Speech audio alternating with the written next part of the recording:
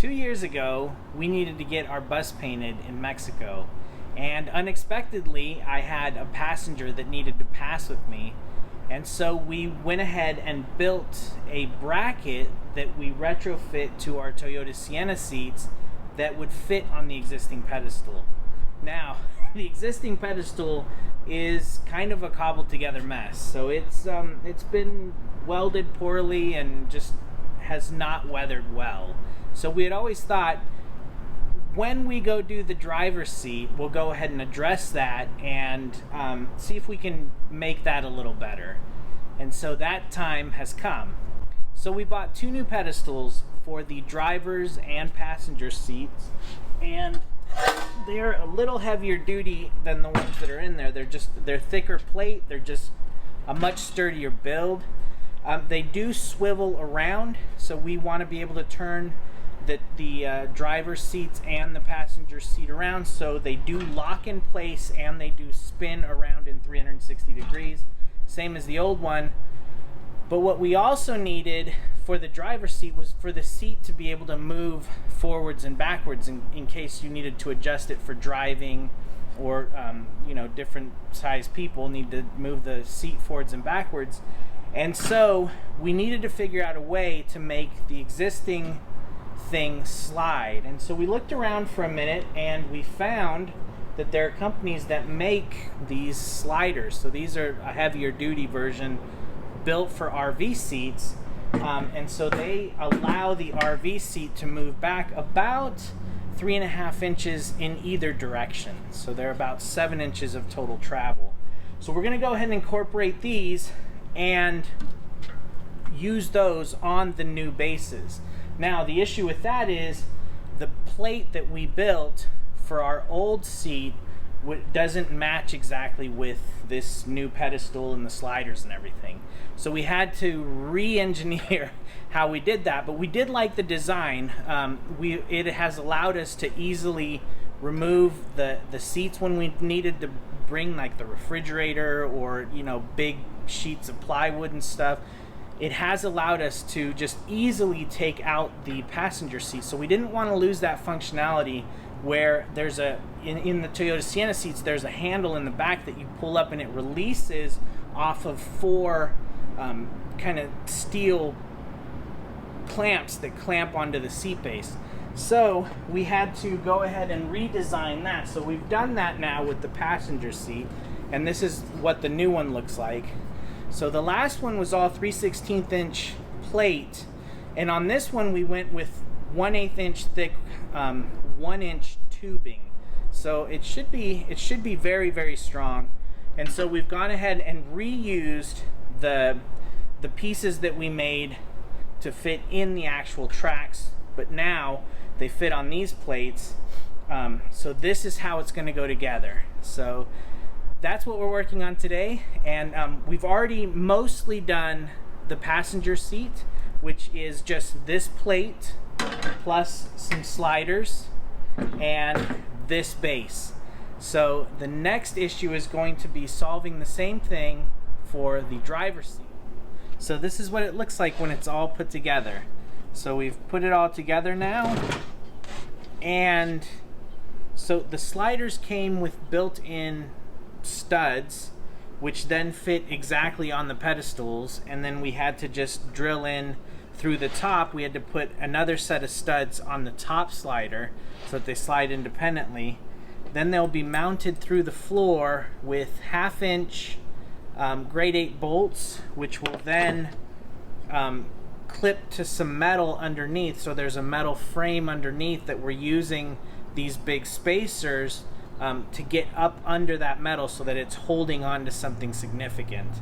So if there's an extreme amount of force or something trying to rip it up, it will use the metal in the chassis to keep it anchored down. So that's how we built the passenger one, and we are going to be building the driver's one, and so we'll show you how we built all that as we're building it. The first step we need to do in building the seat for the driver's side is removing these extra bars.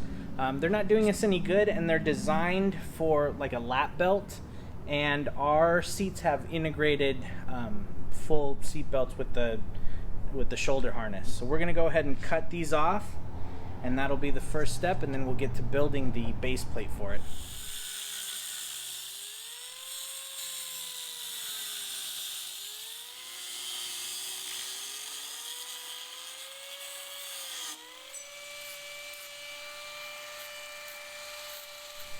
Alright, so the next step is cutting these standoffs.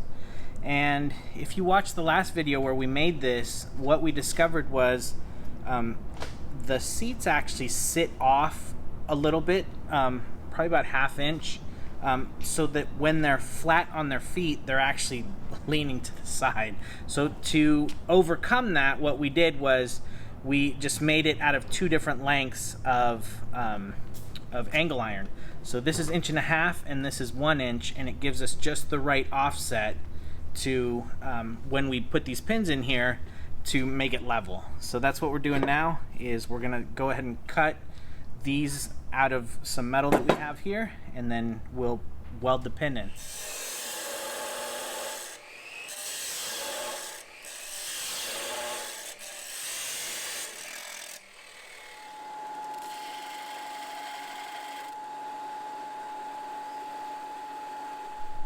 Alright, so now we're going to put the pins in. And so these pins are different sizes. That's what we determined last time based on the factory track. And so the rear, I believe, is 3/8. It's a little bit bigger. And the front is 5/16. So we're going to go ahead and cut these. They stick out about 1 inch and 1/8 is what we decided. And they go all the way, almost all the way back in. So we're going to go ahead and mark these off and cut them up, and then we'll weld them into our little supports.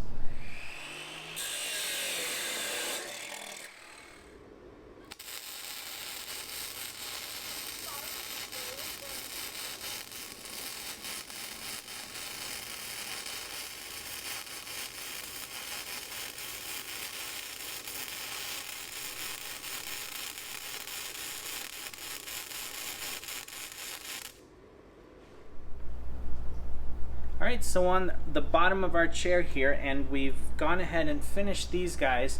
So we've cleaned them up just a little bit, and we'll probably paint them to make sure they don't rust. But for now, we're just going to stick these in here, and I wanted to show how these work. So here, they'll go right up in there, and so the long ones go on the inside. So this is upside down and backwards, but so they go on the insides like that, and so we can slide those up, and then we can start to get a measurement for what the plate across should look like. So we'll do this. So anyway, this should be good. We'll measure a piece to cut across here of 3/16 inch steel is what we're going to use for this. So it's 3/16 by 3 inch, and then whatever length this is. Same with this, and then we'll use a 1 inch. We use the 1 inch square tube to tie them together to make a frame.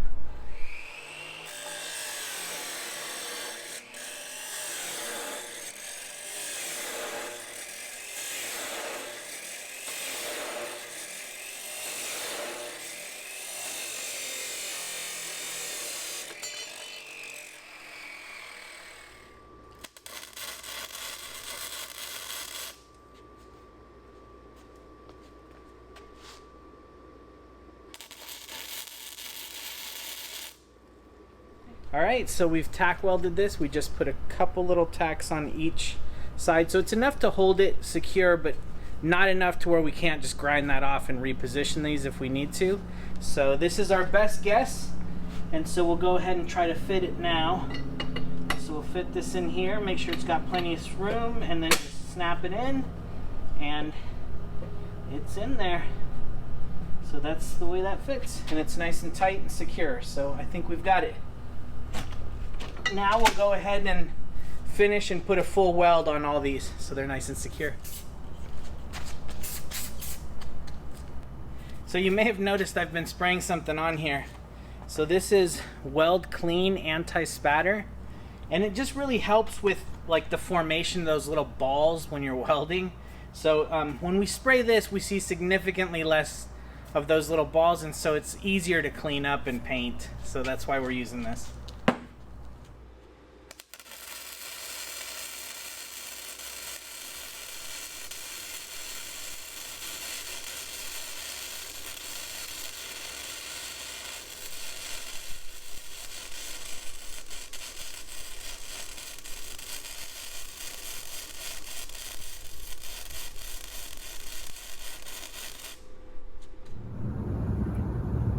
Alright, so we had to cut one of these off because the cross member frames that we're building here were running into one of those supports. So we had to go ahead and cut that off, and now it will lie flat against the two plates.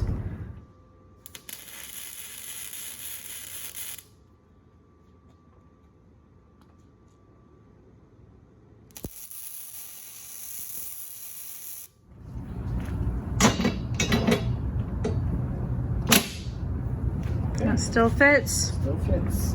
Okay. Yep, good.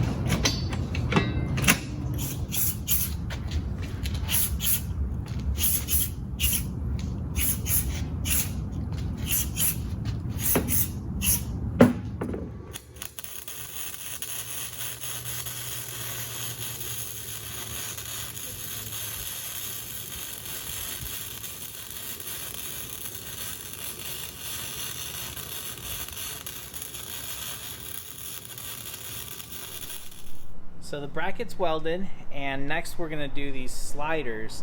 So these sliders have a set of little windows in here that these teeth go in, and then when it comes out, it allows it to slide. So on the bottom they have these built-in studs, which then go right into the factory holes that are already in there. So they just fit in just like that. Then there's studs that we put up under here that stick up, and that'll be what goes through our base plate.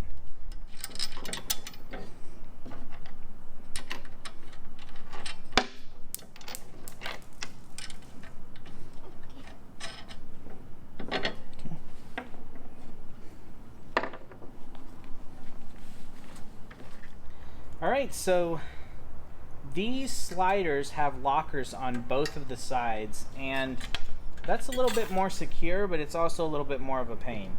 So this has a handle on it which disengages the one that the handle is attached to, and then there's holes in here which will then connect to here, which will pull this at the same time. So when we pull this, it'll also pull this and disengage them both. This is what it came with. It's a lot too long. And we tried to re-bend this, but it's pretty unforgiving. This thing, what we discovered was we could get about one bend, and then if you adjust that at all, it would snap off. So what we did was, on the last one, we went with, this is just baling wire that we have out here, and it's a much thicker gauge than this stuff if you look at it. But what we did was a similar concept. So if we look over here, this is the one we already made. So it's a similar concept in that it's, you know, a little loop that's tied in, and this little spring holds it. And then when we activate this, you see it pulls both of them away, and it allows it to slide. So we think we're probably going to remake that. I don't think we're even going to bother with this thing. This was pretty frustrating. So we're going to go ahead and try to make one with.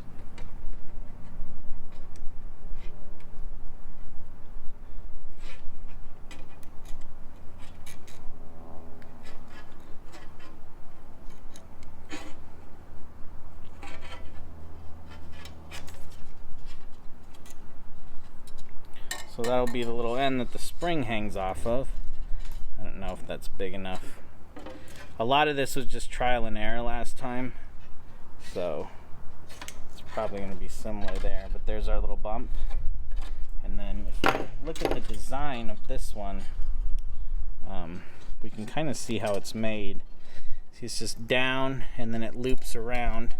And we don't have proper tooling or machining to do that, so I'm going to just do my best to copy it here.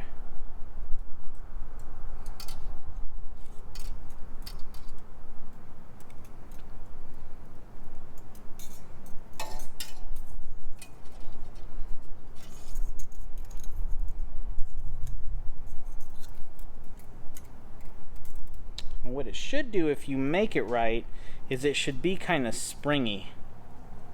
So it should kind of hold itself open like that and be a little springy, so that when we put the spring on there, to grab it, so I'll go ahead and I'm gonna have to destroy these to get the springs off, but so I'll just go ahead and cut these.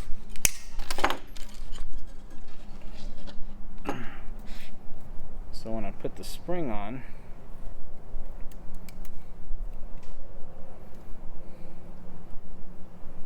it'll then just kind of go up and over that guy and then just hold it in place like that.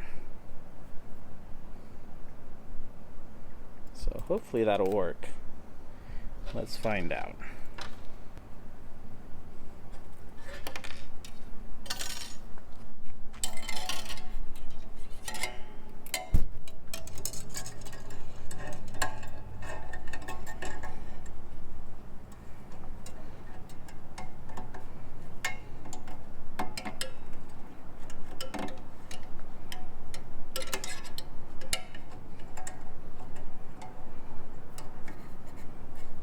There we go. Kind of holds it there. And then we need the other bend. So these are both in. So we need the other bend to be about there. So I'm going to go ahead and start bending this.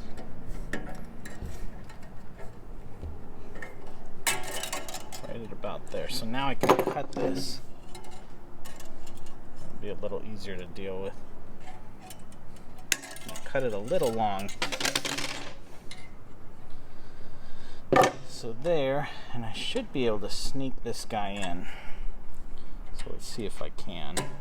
I may not be able to with this spring here. So do you need to get the other little spring on there? Yes, I do. Yep. First? Yeah, and let's go ahead and, it's going to be easier to do this and then get this guy around than the other way. So let's try that.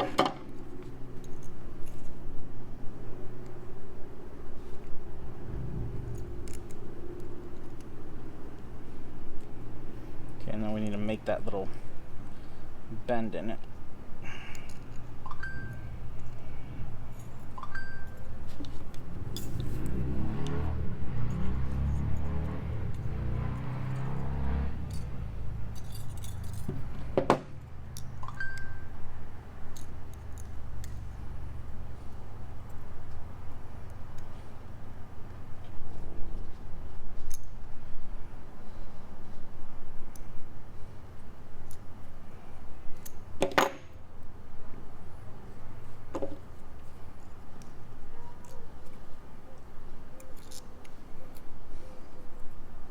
Yeah, oh, yep, I have both springs on now. So, all right, let's see.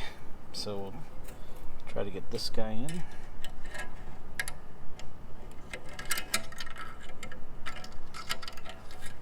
There we go. And this one probably have to bend a little bit to get him to come up. There we go.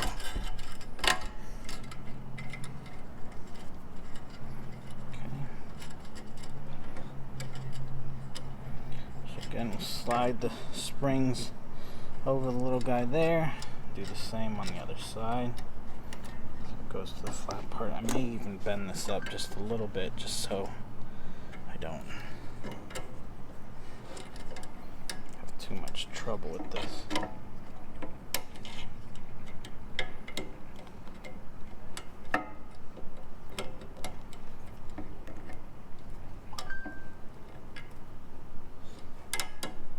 Okay. All right. There we go.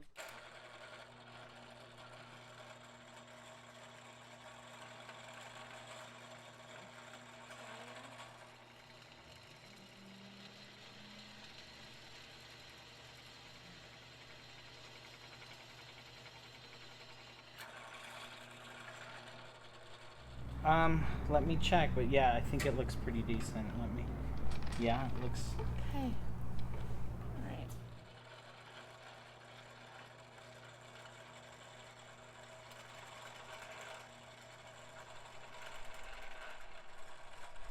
Alright, so we finished painting it. We let it dry overnight, and now we're just going to assemble it. We're going to bolt in the frame, and then we're going to take it inside and try to see where we're going to position it, and then after that we'll build two big plates to screw up underneath to hold it through the wood floor.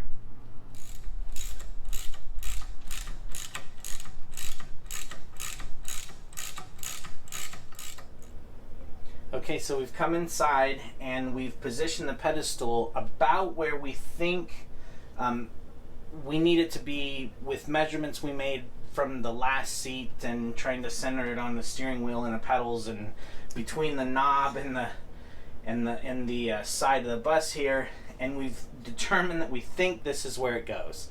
So this will allow it to swivel back and forth, as well as have some adjustability for reaching the pedals and the steering wheel and all that kind of stuff. So now the next step is to just drill some pilot holes and see where we land in the bottom, at the same time making sure we're not like drilling into air lines or electrical wires or anything like that. So that's the next step now, is we're going to go ahead and drill this out, see where it lands, and see if these are holes we can actually use.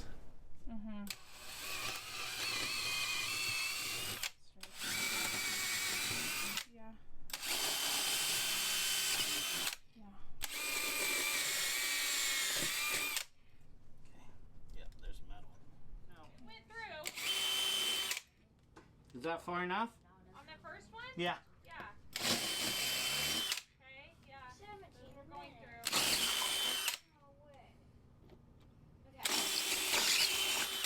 Okay. I'm gonna try setting.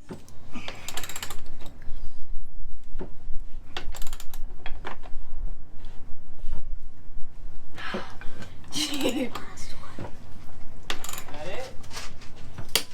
Okay.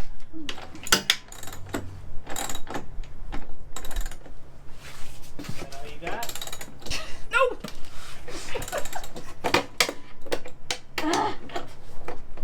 I can do more!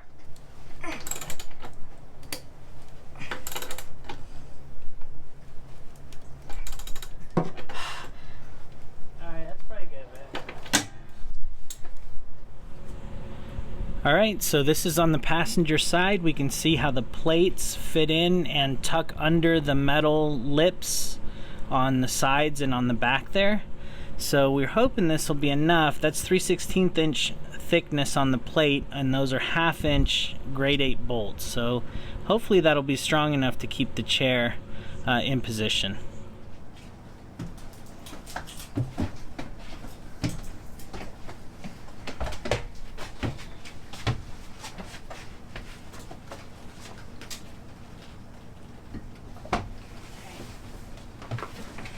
Oh no. Okay, you need to go back about an inch, another inch.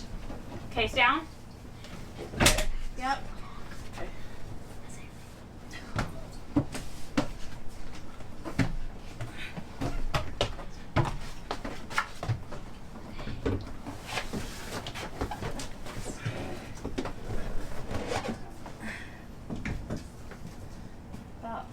Bring the back end over that way a little. There. Yep. Yep. Okay. Alright, they're in.